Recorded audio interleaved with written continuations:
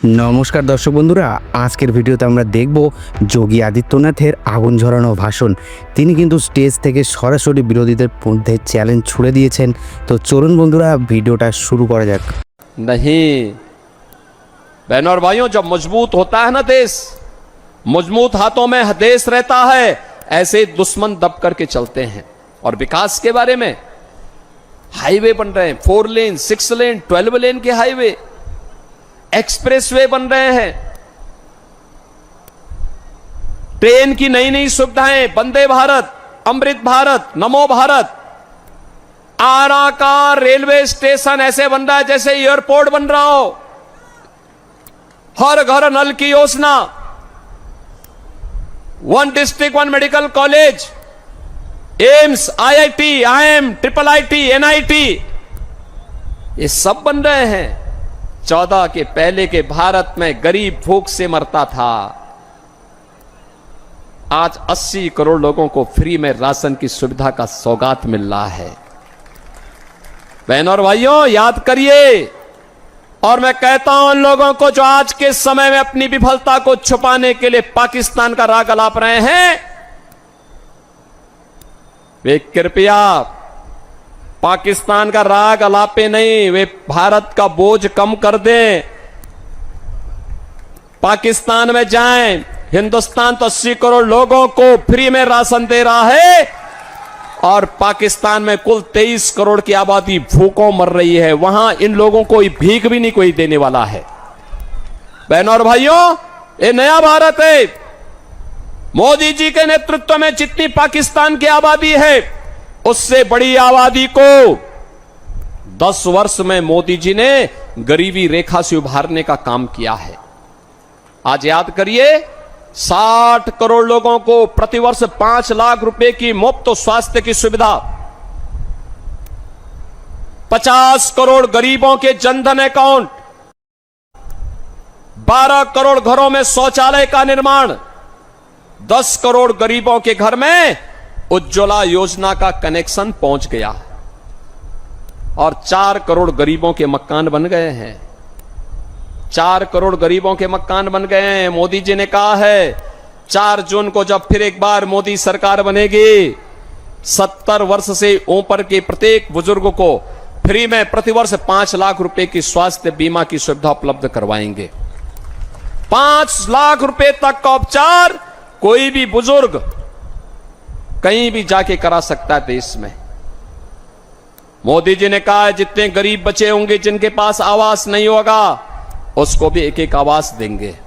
अब याद करिए, एक तरफ मोदी जी के नेतृत्व में विकास भी है, गरीब कल्याण भी है, सम्मान भी है, सुरक्षा भी है, अयोध्या में राम मंदिर का निर्माण भी है और काशी में काशी विश्वनाथ धाम भी आप जाकर के देखिए बगल में। बहनों और भाइयों, आस्था का भी सम्मान है, विरासत भी है तो विकास भी है। और दूसरी तरफ कांग्रेस और आरजेडी आपको कहां ले जाना चाहती है।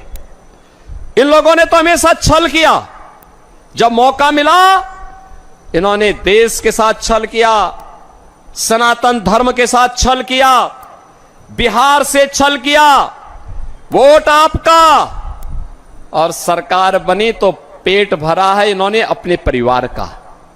याद करिए, लालू जी अपने परिवार के बाहर किसी के बारे में सोच नहीं सकते।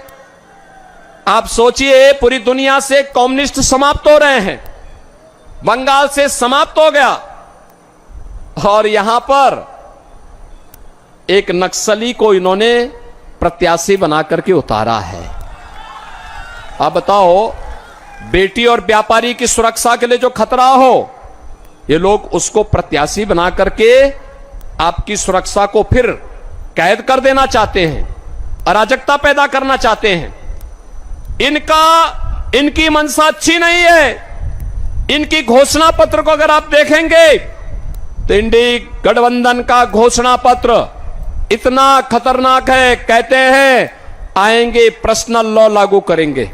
पर्सनल लॉ का मतलब जानते हैं आप? पर्सनल लॉ का मतलब बेटी स्कूल नहीं जा पाएगी, महिलाएं बाजार और ऑफिस नहीं जा पाएंगी, बुर्का पहन करके घर में दुपकना पड़ेगा और 3 तलाक की कुप्रथा को ये फिर से देश में लागू करेंगे। आधी आबादी का विरोध कर रहे हैं ये कांग्रेस और आरजेडी के लोग। बहनों और भाइयों, भारतीय जनता पार्टी इस घोषणा को करती है कि दे भारत चलेगा बाबा साहब भीमराव अंबेडकर के द्वारा बनाए गए संविधान से। भारत के अंदर कोई शरीयत का कानून लागू नहीं हो पाएगा। बहनों और भाइयों, इनके द्वारा क्या किया जा रहा है? कहा जा रहा है कि सत्ता में आएंगे तो लालू जी ने तो कहा है कि ओबीसी का जितना भी आरक्षण है ये सब आरक्षण हम मुसलमानों को दे देंगे। क्या आप इससे सहमत हैं? क्या हिंदुओं का आरक्षण काट करके अनुसूचित जाति, पिछड़ी जाति और अनुसूचित जनजाति का आरक्षण काट करके आप किसी को दे देंगे क्या?